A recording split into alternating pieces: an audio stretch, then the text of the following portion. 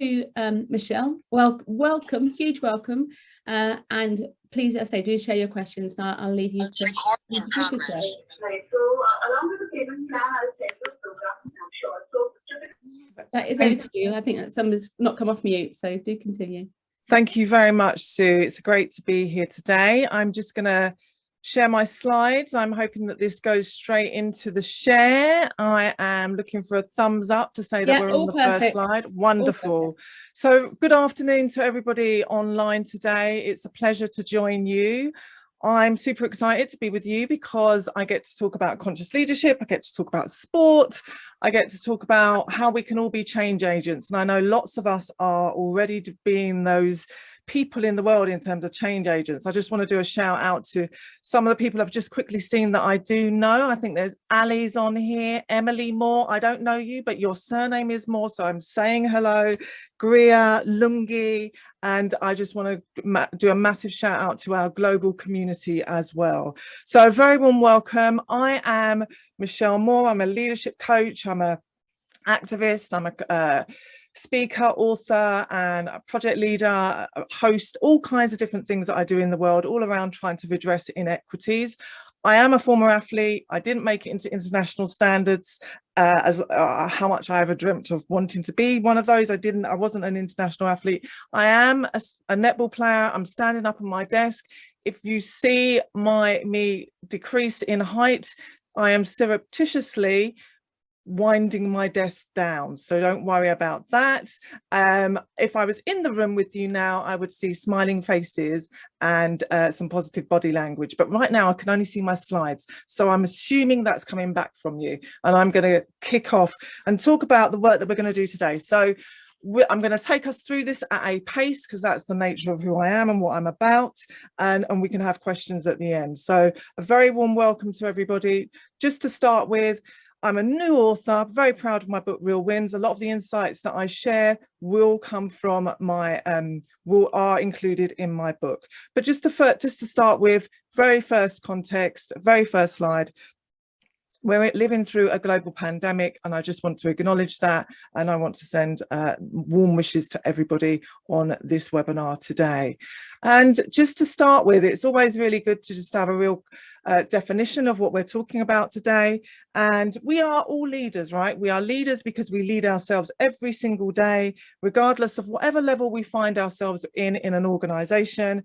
And a conscious leader is somebody who is prepared to do the work, the self-awareness work, and then show up as authentic, grounded, and well-rounded individuals. And this captures what we're going to be talking about today perfectly. Conscious leadership starts and ends with self-awareness, and it has to start with that deep understanding of who you are in the world, your strengths, your talents, your areas for development, and everything in between. That in turn increases your levels of relational connection and empathy to others, and that's at the heart of conscious leadership. And we know Swiss psychiatrist Carl Jung famously talks about his shadow and his shadow concept, which is all about the dark and light that we find in ourselves, and those elements of our personality that we try to sometimes repress, that we don't like, but those are the elements of our identity that are really important, that often show up for us in ways that we don't want them to. But when we do the personal growth, that's where our conscious leadership skill set can come out. At one point in my career, I wasn't a great leader and I wasn't a great manager. And I think that's why it makes me a really good person to talk about leadership, right? Because I've had to do this 365-degree whole transformation of my leadership style and journey, which actually was about my dark coming into the light. And I'm going to talk a little bit about that later on, because as a sportswoman, some of those mindset techniques that I had enabled me to be successful.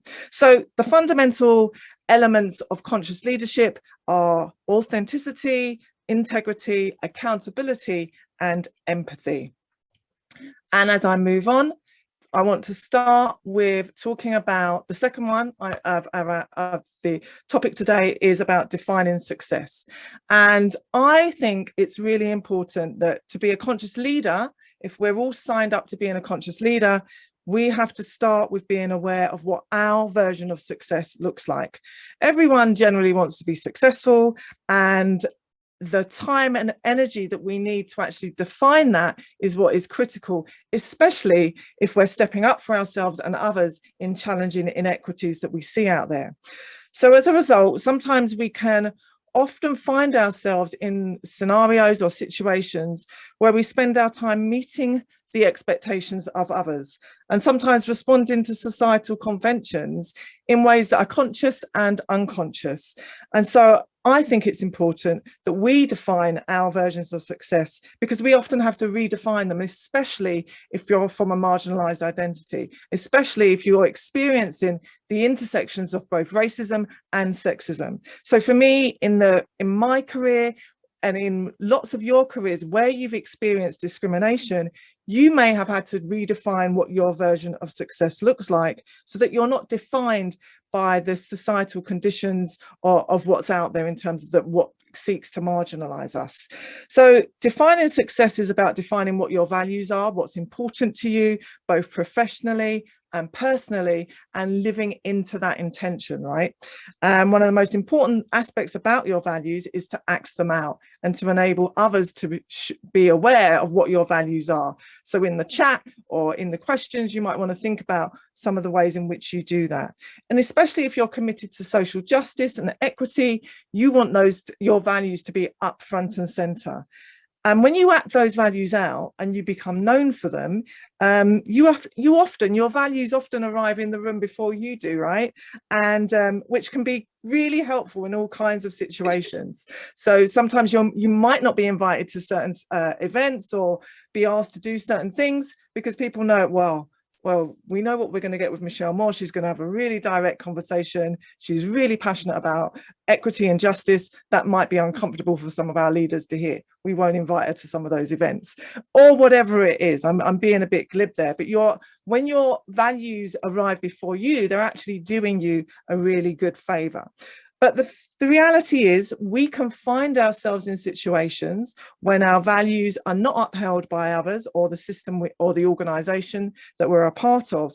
And our values help us to create agency. They help us to step into their power and articulate our position based on those values. And I think sometimes we have to hold firm to those values because they're the only things that we can feel that they're the only true things for us in those moments. And therefore they allow you in some aspects to not ask for permission for wherever you are in the leadership, that you can lead from wherever you are because of how rooted you are in your values. So having a strategic plan as well, having a bigger vision over what your career and what your life is in terms of where you're moving towards professionally, is a part of what I call your satellite navigation system. Accompanied with your values, it provides you with a really good steer and a really good basis for you to be able to challenge any kind of status quo on it or inequities, because you know where you're coming from, right? And the reality is a lot of our organizations have strategic plans and KPIs, and our names are all over these plans. But how are we being effective in ensuring that we have those plans for our lives that give us our rootedness and our groundedness? Because when we experience different forms of oppression, we can be guided by our internal satellite navigation system, and they can often help us to decide which oppression battles to fight or not. So when you're in those situations where you may have to use your voice and you may have to step up and it may be uncomfortable for those around you, you can ask yourself a set of questions around, is this a part of taking me forward to a part of my satellite navigation system? Is this a part of my overall vision? Is challenging this particular person or this system going to hurt me in terms of my emotional health and well-being? Or am I going to be able to use somebody else who is my champion to use their influence to take this up? Or, you know what, I'm going to use all of the tools around me to support me with the particular thing that I'm going to kind of challenge in that moment in time. But when we're rooted in our value system and our bigger picture, how does this lead us to our bigger picture?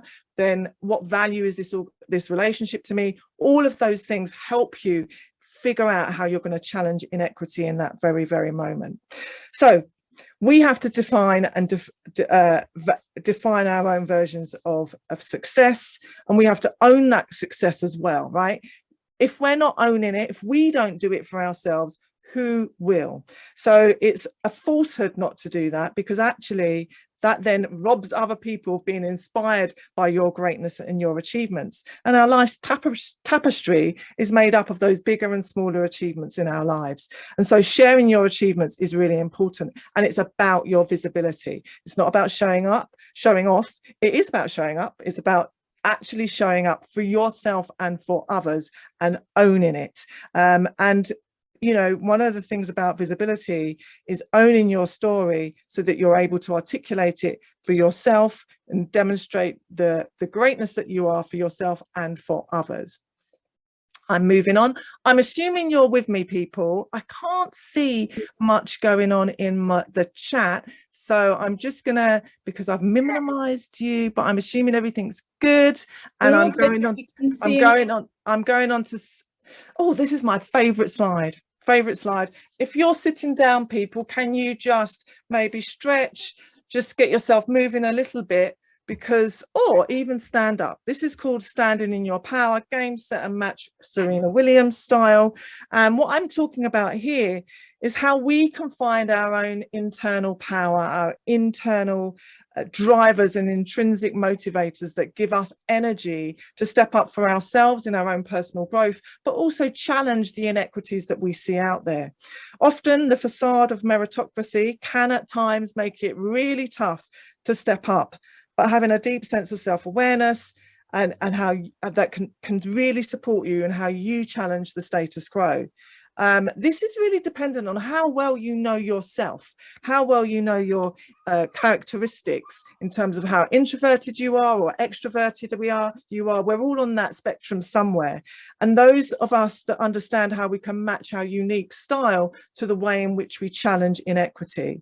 Those people that are more comfortable quietly but just as powerfully kind of connecting the dots and challenging the status quo when they can be just as powerful as those people that have louder voices and create a more of a disruption. So the different roles that you choose to play, dependent on how well you know yourself, become your real golden nuggets, and they enable you to stand in your power in those moments when you're experiencing any kind of oppression.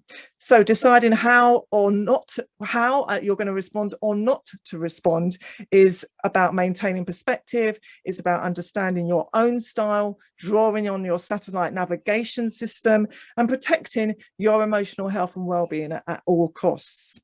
So when oppression and societal stereotypes try their very best to limit your opportunities and potential, we can find individual and collective strength in community, in fellowship. This collective is an example of that. You know, there are times when you won't have the energy, I don't have the energy to challenge something, and you may beat yourself up with the shoulda, woulda, coulda scenarios. But actually, it's about understanding that you have a community and you have people that you can talk to that embrace who you are, that make you feel seen, heard, and understood. And you can have that conversation about the audaciousness of that particular mansplaining that went on in the meeting. But finding that space to be able to really connect with others who understand you is really important, because we all need to feel seen, heard, and understood, and we need our tribe to help us make us do that. So this enables you to give you your game, set, and match Serena Williams scenario in all aspects of your life when you are challenging the status quo. And number 4, the fourth part of conscious leadership and how to challenge inequities, which is my favorite slide. And in my book, Real Wins, I talk about this in the chapter 6 called Identity and Activism. And one of my values is about ensuring that the underrepresented are represented. And these images were designed by a young Black designer called Zem Clark. And I'm very proud of her images that appear in my book, because representation and visibility are really important. And this is about how we can all find our part to play. And one of the reasons why this is important, because I do a lot of work coaching and supporting athletes in their own development and their consciousness around big issues to do with race, to do with gender. And one of the things that they talk to me about is they just feel overwhelmed with having to respond to everything. They feel as if they have a responsibility to respond to all cases of injustice. And really what the work of a change maker is, and a lot of you will be able to identify with this and doing this already in your work, but with intentionality is about identifying your personality skill set and matching it to this kind of framework that I've come up with. It's my own copyright, and which I'm really excited about. You may be the positive disruptor who's happy to be like a Serena Williams or an Eniola Aluko, who's enabled to have take those uncomfortable actions and challenge the status quo. Or you might be a builder, somebody like an Alice Deering, who collectively brings together the Black Swimming Sport Association and builds a real capital around an underrepresented sport for Black women. You might be an empathetic storyteller like a Simone Biles, or a weaver where you see, the connections between strategy, or you might be a visionary. So find your part to play and then rinse that part out, so you don't get overwhelmed with everything that else is that's going on within the world of kind of challenging inequities. So I hope that you can really start to think about, what is it that you sign up to? What do your characteristics align to most closely? And it might be that these things overlap for you as well. So I'm going to go on to my next slide, which is the 5th point, and that is about mindset mastery. And as a former athlete who learned a lot from my losses, the lessons that I learned I'm a current athlete, but as a former sprinter, as a 400-meter runner, the lessons that I learned about loss, about mindset, about intentionality, about focus, are all of the lessons that have fueled my success in my professional career. But one of the biggest things is about how we can master our mindset. And this underpins all elements, I believe, of conscious leadership, because the power of your mindset is key to achieving your personal and professional goals, and it either reduces or elevates your potential, right?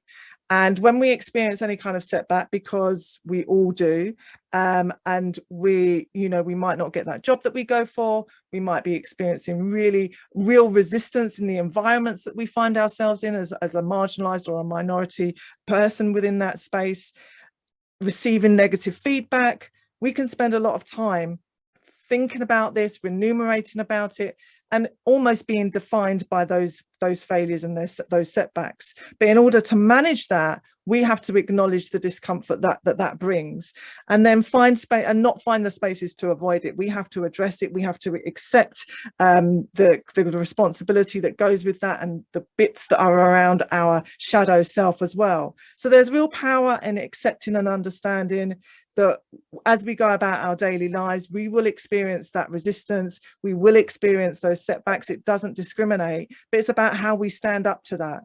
And it's about not expecting things to go wrong, but understanding that they are the route to success. And often they can play a major part or that minor part, and they have this sweet lesson in it, however hard it feels, that's just for you, that enables you to be able to take that on and transform you when you go forward, which is what develops your resilience.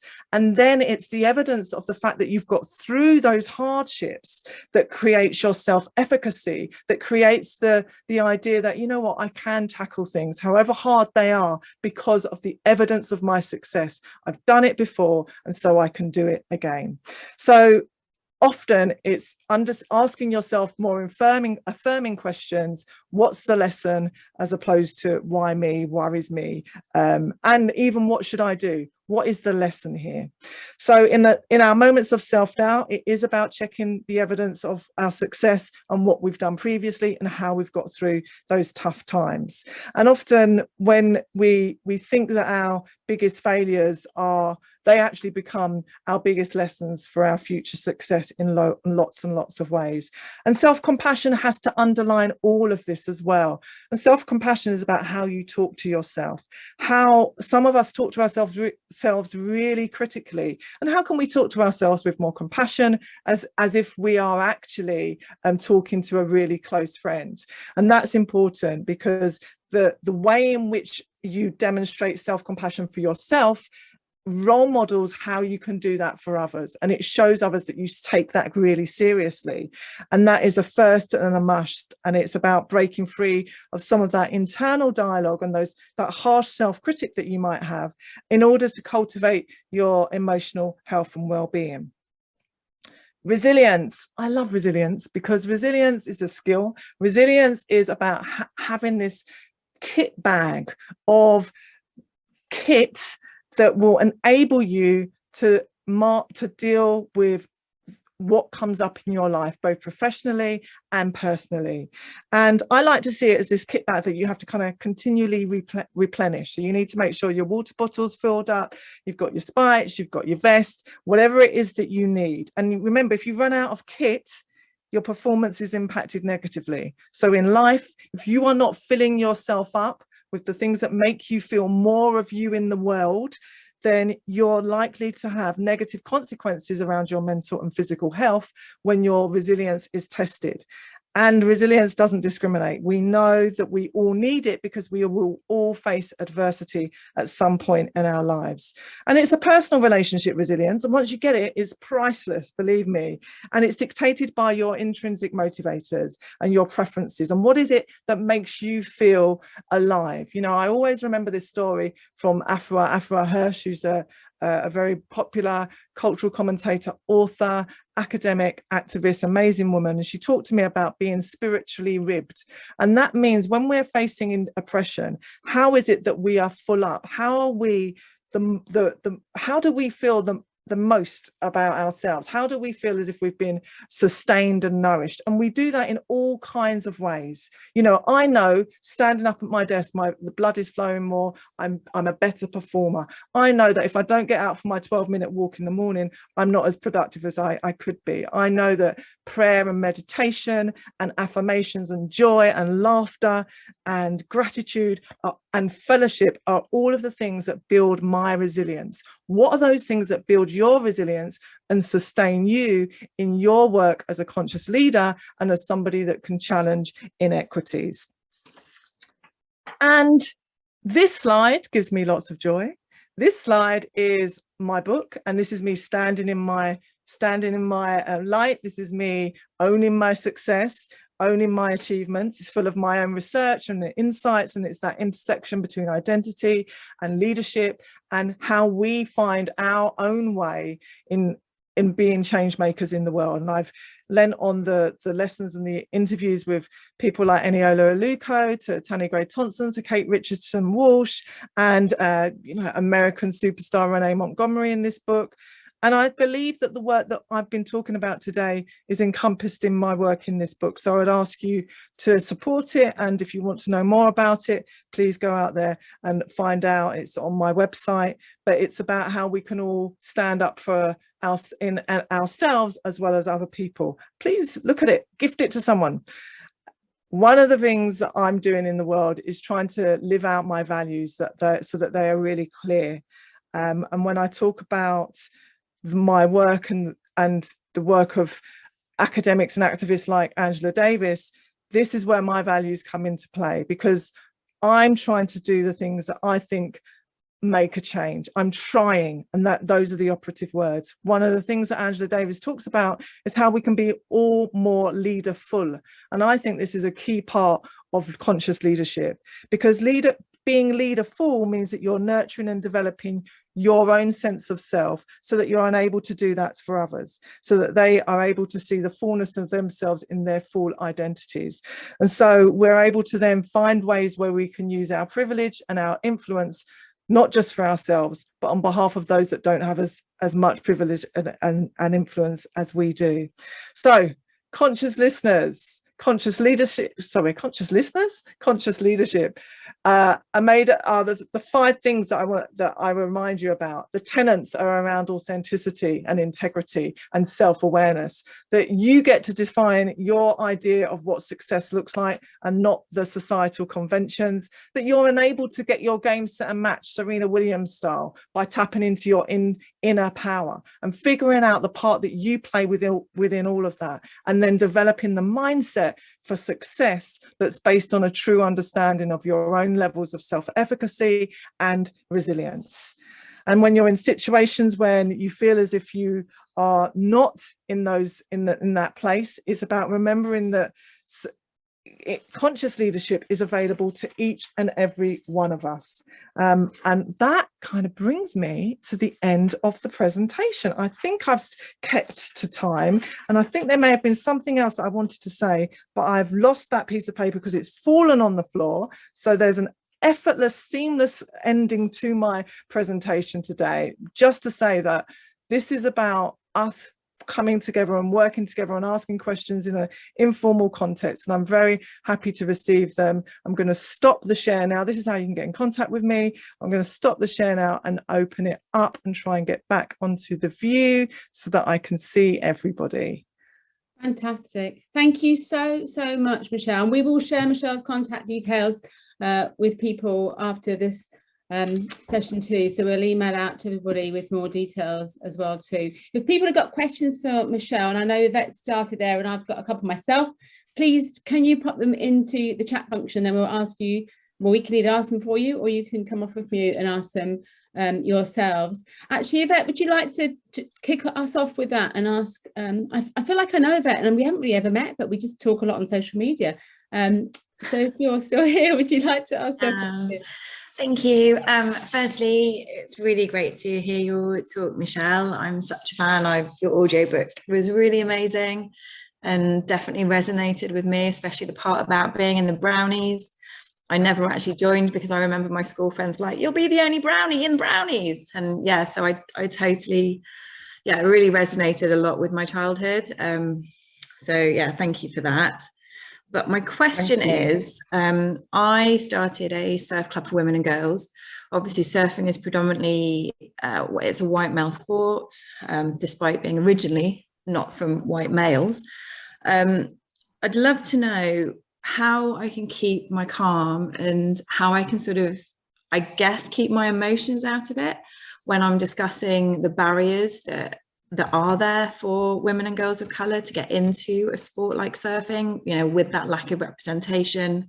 And that's, you know, that's at all levels. How do I sort of not get too emotional about it, you know, when it is such an emotive subject, when you're the one person who sees that barrier, but to a lot of other people, it's, you know, and I've heard it in countless meetings of it's a really accessible sport, but it's only accessible if you're sort of fitting into this box. So I'd love some advice on how to sort of progress those talks with people. Thank you so much for your positivity about my book, Yvette. I appreciate that. Thank you. I think it's a really good question. You know, one of these things about emotions kind of being bad almost, I think emotion is great. I think emotion tells you that you care. And one of the ways in which we have to prepare for situations is by reminding ourselves of why we're challenging the status quo in those moments, and use the tools that are out there to enable us to do that. And one of the things that in any situation that you can do is to back yourself, that you know that what you're saying is true, and their truth may be something very different, but you can leave that where it is on the table. You can still disagree, right? But I know what it's like when your voice is quivering and you want to be like really full of conviction and verve and all of those things. And one of the things that I do, which is to use a really good little technique. It's by a woman called Mel Robbins, and I'm not necessarily always into people like Mel, but I think she's got a really good technique that I've used with people that I've coached, which is the 5, 4, 3, 2, 1 technique. And literally, when you feel your heartbeat getting faster, when you feel yourself getting a bit hotter, you count back from 5, 4, 3, 2, 1. And that is a neuroscientific way of interrupting your energy in that moment. And then you literally anchor a positive thought on a positive affirmation. I've got this. I can do this. This is easy. I'm all right. You know, I'm all good in this moment. I'm remembering why I'm doing this work. And then that gives you the time to respond rather than react. And remember, not everything needs a response. You know, I've got really good at those non-verbal cues. I just give a look sometimes. I haven't got energy to spend on debating racism or debating sexism with you. I'm just going to give you one of my eyebrow looks or one of my silences, or just have a quiet word afterwards, or speak to somebody else who will speak to that person. It's not all on you, remember. This is about a collective pursuit for equity and equality. So there are lots of things that I could talk to you about, Yvette, but I'm aware of time. So hopefully that's given you a little bit of a synopsis of some of the things that I would do. Thanks, Michelle. Thank you. Brilliant. I love the eyebrow, Michelle. I'm going to be... I'm not that good at the eyebrow. It's more the stern look. I know Kate's got a question. Kate, would you like to ask your question? Oh, sorry, just coming off mute. Thank you, Sue. Michelle, I love your energy. You're definitely an energy giver, aren't you? You talk in the book about to become a conscious leader, about listening to understand and not listening to respond, which actually it resonated with me, especially as the mother of 2 young girls who constantly come with problems that I'm trying to solve, and I don't need to solve them, I just need to listen to them. So I guess do you have any hints and tips on how we do that? And then when we do listen to understand, how do we take things that might not sit so comfortably with us, the negative feedback? Yeah, it's always really tricky, isn't it, that negative feedback? But we were having a great conversation just off camera about being involved in sport as athletes, as community workers, as people in national governing bodies of sport. We understand the mindset of athletes. We understand that coaches need to give athletes really good feedback. I'm used to somebody saying to me, your arm needs to be held out at that particular angle. And so when I receive feedback, I'm always like, really, that critique is really great. But often for others, that's not necessarily the same scenario. And you're right that we have to be able to develop those active listening skills and that empathy in ways that it's going to make us people that people want to kind of give us that feedback, that they're okay with how we relate to them. One of the ways in which we can do that is through our bodies. We can mirror their body language. We can show up as authentic and transparent individuals by saying, I don't know necessarily, I don't understand this experience, and being able to relate it to your own experience in a small way may not be that what's needed at that moment in time. And so I always kind of talk about that story in the book where I took this mindset of being a very successful athlete into this environment, working with in an organization where people weren't used to being held to account, and weren't used to working to high levels of accountability, and therefore it backfired on me. And I decided to do the work of my officers, to step into their shoes, to go and be an administrator for a week in these schools. And the head teachers were like, what are you doing? You're the head of service. But it gave me so much cultural capital with the people that I was working with. But mostly importantly, stepping into those shoes, demonstrating and living out my values became this thing, gave me so much feedback about what that person was going through. So it's about trying to put yourself in their shoes, but being open to taking on and doing different things as a consequence. I know I went around the houses in answering that question, Kate, but that's what you get with me. Thank you, Michelle. One other thing, you talk a lot about emotional intelligence and empathy. And do you think empathy is a skill you can learn? Yeah, absolutely. I think that's exactly what I've just talked about there, in reaching out and talking to people that are different to you, in understanding their journeys, in trying to relate to their experiences, in understanding that what we're going through right now in terms of a pandemic. We know that the best leaders who have been able to kind of manage some of the way in which the world is responding to the pandemic are those that are empathetic, open, conscious leaders. And so they're able to put themselves in the positions of people that don't have as much power and privilege as them, because they're enabled to share some of that in the work that they do. So absolutely, it's a skill that can be learned. Thanks, Michelle. Sarah Green, do you want to take yourself off mute and ask your fabulous question? I worked in sport for 17 years, and I've just actually moved outside of sport into change management. And I just wanted to ask this question as to whether you think there's enough support in sport for making change, or being supported with leading change, in terms of actually sort of techniques and actually being able to make a difference in the changes you want to make.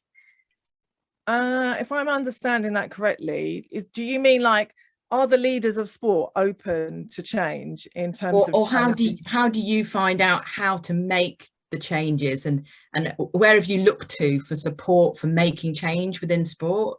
Is there enough support for that? Look, how I understand the way in which we show up to make our own change is understanding our own sphere of influence, right? So, you know, I know that there are people on this call, Ali's one of them, I can see you, Ali, that do this really well, that understand that the power that you have in talking to your football community, the power that you have in talking to the particular MP that you have a relationship with, all of those need to be intentionally thought out. Sport is very good at looking internally. Sport is really bad at looking externally. Sport doesn't do enough to challenge inequities and inequalities, and it doesn't do enough of that outward thinking of, let me creatively and innovatively look at what's going on really well in the corporate sector around social cohesion. It doesn't join up the dots with what's going on at the mayor's office around sport and social integration, because sport is very inward looking. And so it needs individual change agents. It needs individual people who have the power, who have the energy, and who have the creativity to think outside of the box and to make some of those connections happen, and to make that weaver type of change maker aspect to actually take hold in a different way. So I think that's important, and I think understanding what it is that you can control. There's no point in me trying to get meetings with every single chair of every single football club. I'm going to work with the Premiership football clubs who are open to having really tough discussions about racism. Those are the ones that I'm going to work with. I'm not debating racism with you. These are the anti-racism principles that I think you should be working on. Let's look at how we can work together. And so you'd be surprised at how much power you have and all of the things that you can control. If we look at Stephen Covey's theory around the controlling the controllables, so that you don't become overwhelmed with anxiety around, you know, it doesn't feel as if you're making a difference. Remember that quote around, you know, it takes decades for progress to happen, but actually then progress can happen in a really short space of time. I've done a really bad job of remembering that. But you know, that's the kind of nature of that. It's incremental, and that I defy anybody to say that the work that I do doesn't make a difference because I can't see it just like that. Actually, the work that I do is about having an impact on individuals so they can step up and be their own change maker, that they can create this mini ecosystem of warriors that can and they are becoming the future leaders of sport, and I've been working with them around how they challenge inequities. So that's unseen work, right, Sarah? Right, that's unseen work. So, but I know that makes a difference, and so I think it's about how you find your agency and your power to be that change. If you can't see it around you, and you can't see it in your line manager, you can't see it in the people around you, you have to step up and be that. And that's the harsh reality, right, of being a woman of color in the world. But the real win, how I seamlessly did that, I'm getting so good at that. The real win is understanding and having that self-awareness to be able to get in touch with that level of you know, consciousness to do with yourself. And that's what conscious leadership is. You know, I haven't given you the academic kind of definition of it because I've tried to really distill that. And that's what my work is about in my book, is to try to distill it to the everyday, what it means to us in our everyday experience. I love that image of your kind of circle of warriors out there in the industry driving change. That's fantastic, Michelle. Thank you for your question, Sarah. Nicola, do you want to ask your question? Yeah, sure. Hi, Michelle. Thank you for the presentation. Hi. I think that was really good. So I'm working in the participation unit, and one of the jobs that I'm working on is kind of increasing participation and developing programs. And at the moment, I'm looking at development of female leaders. So my question is, where do you think this cautious leadership stands in developing these programs for the future leaders? You mean in terms of who's developing that for, you know, so say it again, Nicola, I didn't understand. Like where do you see this cautious leadership standing in terms of developing like programs for future leaders to be the leaders? Oh, okay. So look, you know, the best kind of learning and development, right, in any organization has to be reflective of the communities that it's serving. How you understand conscious leadership, how you understand distributed leadership, how you understand any form of leadership has to be as a part of the context of that particular ecosystem or that particular system in which you're working, right? And so if we take sport as an example, you're from Sport Island, if we think about what it is that this organization does really well, I'm going to make a terrible assumption here that it's probably quite a hierarchical structure that you work within, and then actually what we need to do is open that out so that everybody feels as if they are a leader, that there's a distributed leadership of working, and then the conscious leadership comes as a part of all of that.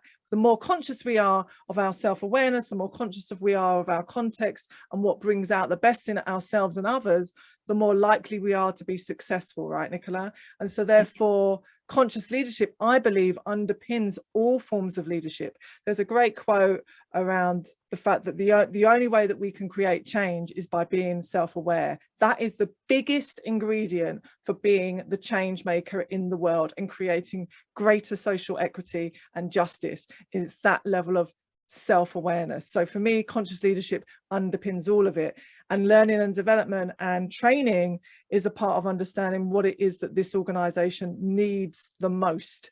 But if you're an organization that has a really flat structure and everybody is really equitable, you might not need that kind of leadership style. But I believe that conscious leadership underpins every form of leadership. I've read a lot of leadership books. Everything comes back down to that self-awareness element. How are you getting the most out of yourself so that you can get the most out of others? Brilliant. Thank you, Michelle. And thanks for your question, Nicola. Stephanie, do you want to ask your question?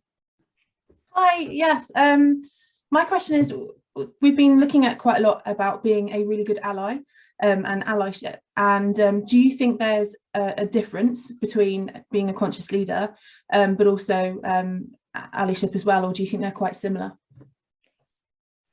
Thanks for the question, Stephanie. I'm not somebody that gets caught up on the language and the terminology of making a difference and being a change agent, whatever you want to say. You know, as an activist, people used to hate that word and you'd be labelled a troublemaker. And I remember going for a pitch and they said, oh no, you're using the word activist, you're not going to be successful in that pitch. Before I was given some advice, I said, well, so be it.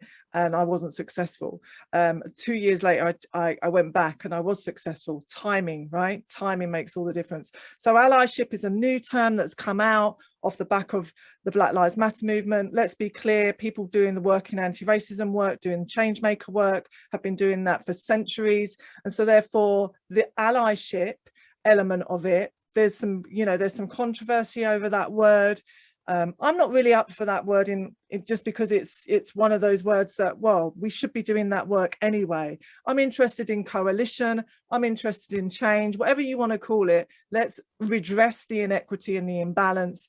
And I don't see these big differences between conscious leadership and allyship, because they are all one in the same if you want to make your change in the world. Excellent, thank you, Michelle. It's really interesting. Since reading your book, I was speaking at an event down in Sussex, and my lovely daughter introduced me as an activist, and I've never thought of myself as an activist before. And actually, I then came back and she introduced me as an activist. I then read your book, and I now have activist. I put it in my LinkedIn profile now, starts with activist. But it is quite interesting of owning that word that maybe even 10 years ago was seen as someone that was, as you say, disruptive or overly has very negative connotations, and I think that has changed. So yeah, kind of fascinating. Well, the reality is if we think about the activists of our time, from Tommy Smith and John Carlos from the 1968 Mexico Olympic Games, they're always in my picture here. They were called troublemakers. They are activists, and I remember having this powerful conversation with John Carlos, and he said to me, I remembered all of the other people that were called troublemakers, from Rosa Parks to Martin Luther King to Mother Teresa, he said to me. And so therefore I decided that I was in good company. So when we are finding ourselves, Yvette, in those moments when our voices are quavering and we do feel under threat, is to remember that we are saying the things that make us on the right side of history, right? That we are claiming and understanding what it means to own our power and speak our truths in those situations. And so if that means you're called an activist, a change maker, an ally, whatever it is, the end result is that you're trying to push for change in the pursuit of equity and justice for everybody. I love what, thank you, Michelle. I love what Julie's just put there in terms of coming from background of being a human rights immigration lawyer and being labelled as a lefty activist lawyer. It is about semantics and labels, isn't it? But to turn them around and use them in a really positive way too. Absolutely. So I can see, have we got any other questions? I can see some other friends on here, and it's great to see people who are tuned in. It's always a bit strange just like turning up at my laptop in my office and just delivering, so I'm always like really keen to. And oh my gosh, there's Helen and Kate and the little one. How amazing. Superstars, Olympic royalty on today. Wonderful to see you guys. I just gave you a shout out, you missed it. Where were you? No, it's great to see so many faces. Any more? Lovely. I've got one more question, Michelle, if I can do it before we get, I loved how you were very open in the book talking about perimenopause and talking. Do you think that's changed? I feel that we're having more conversations in terms of media and more generally talking about menopause. Do you feel that's changing positively, and what more can we do as individuals in our workplaces and within our families, I guess, to air that conversation more? But it was good to read that.